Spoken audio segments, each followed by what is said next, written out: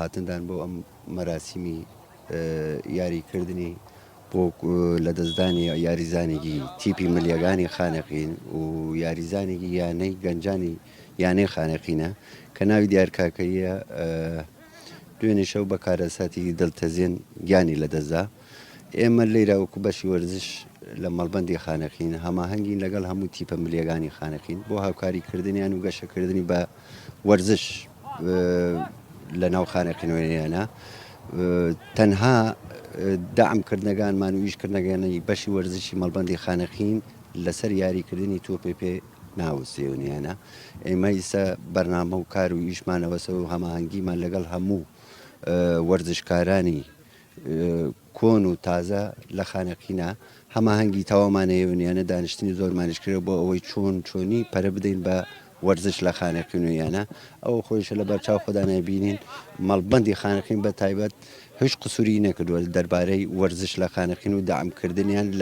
لە هەموو بوارەکانەوە بۆ وەرزشونیانە ئێمەش ئیسەیش بەرنامە و کاری خۆمانیش داناوە هەموو نەشاتان و فعالیەتە کە لە وەرزشە خۆی گرێتەونیانە تەفعیلی بکەین لە ناو خانەقینوێنە چونکە لە خانەقینە ئیستا حاڵی حاضر کۆمەڵی گەنج پێوەستن بەوە دەست پیان و بگرێویانە دامیانی بکەیت و ئیشی بۆیان بکەیت و هاوکاریان بکەیت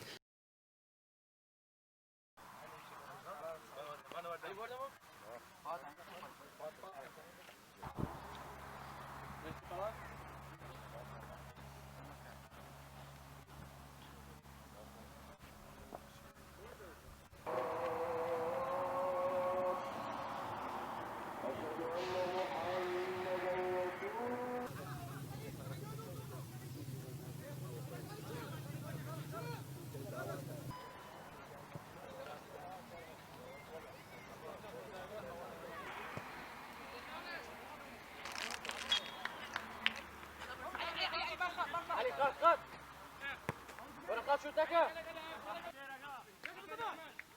علي أسد